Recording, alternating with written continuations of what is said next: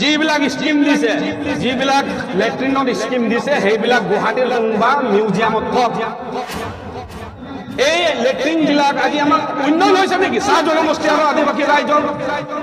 ভাৰতৰ সংবিধানত 125 এমেণ্ডমেণ্ট বিল 2019 মতে অসমত বসবাস কৰা 36টা জনগোষ্ঠীক জনজাতিকৰণৰ মৰ্যাদা প্ৰদান কৰিব লাগিব।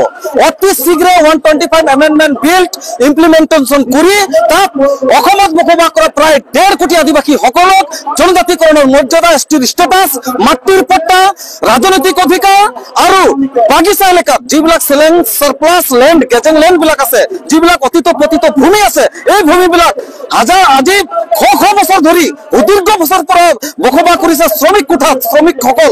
এই শ্ৰমিকৰ কোঠা ভূমি অতি শীঘ্ৰে সেই শ্ৰমিকৰ কোঠা ভূমি মাটিৰ পট্টা অধিকাৰটো দিব লাগে বুলি আজি আদিবাসী ছাত্ৰ সন্থাই বৃহৎ এই গণ সমাৱেশৰ জৰিয়তে অসমৰ চৰকাৰৰ মুখ্যমন্ত্ৰী ডক্টৰ হিমন্ত বিশ্ব শৰ্মাক আমি ক'ব খুজিছো।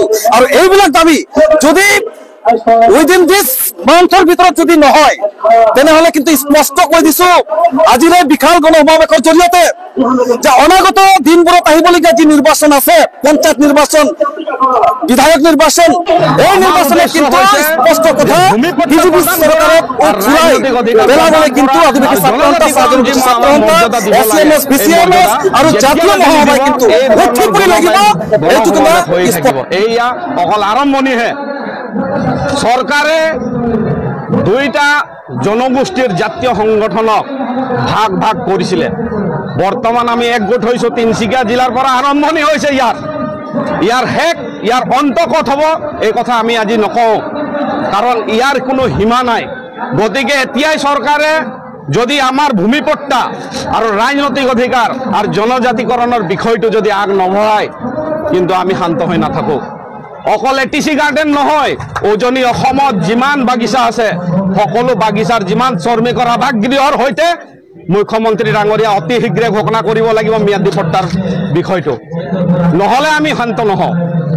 আমাৰ আৰম্ভণি আমি কৈছো আজি এই গণ সমাৱেশৰ যোগেদি আমি জনসাধাৰণৰ মাজত থাকি কিনে এই দুইটা সংগঠনে আমি দেৱালৰ নিচিনা আমি আজি থিয় আছো। আৰু আমাৰ এই দেৱালৰ ফাউণ্ডেশ্যন আমাৰ এই চাহ জনগোষ্ঠী আৰু আদিবাসী ৰাইজ হয়। যিবিলাক স্কিম দিছে, যিবিলাক লেট্ৰিনত স্কিম দিছে, সেইবিলাক গুৱাহাটীৰ কোনোবা মিউজিয়ামত থক। এই কথা আমি আজি স্পষ্ট কৰি দিছো। এই লেট্ৰিন বিলাক আজি আমাৰ উন্নয়ন হৈছে নেকি চাহ জনগোষ্ঠী আৰু আদিবাসী ৰাইজৰ? জল জীৱন মিছন, আমাৰ মানুহ কি পানী খাব পৰা নাছিলে নেকি? জল জীৱন মিছনৰ আঁচনি এই পাহাৰ পৰ্বত ভৈয়াম য'ত আছে তাত ব্যৱহাৰ কৰক। আমাৰ তিনিচুকীয়া জিলা, ডিব্ৰুগড় জিলাত পানীৰ ইমান অভাৱ হোৱা নাই। গতিকে ডাঙৰ ডাঙৰ টেংকি বনাইছে, কিন্তু আজি এই নলবিলাকৰ পৰা যে পানী ওলোৱা নাই, আমি প্ৰমাণ দি দিম। এই ডুমডুমাৰ নৈৰ কাষতে লাগি আছে এই জল জীৱন মিছন 100% ফেইলাৰ হৈছে।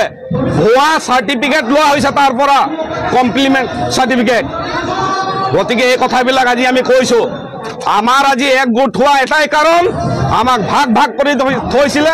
আজি আমি 5টা সংগঠন একগোট হৈছো আৰু আমি চৰকাৰক 2026 নালাগে 2024ত আমি নিৰ্ণায়ক ভূমিকা ল'ম।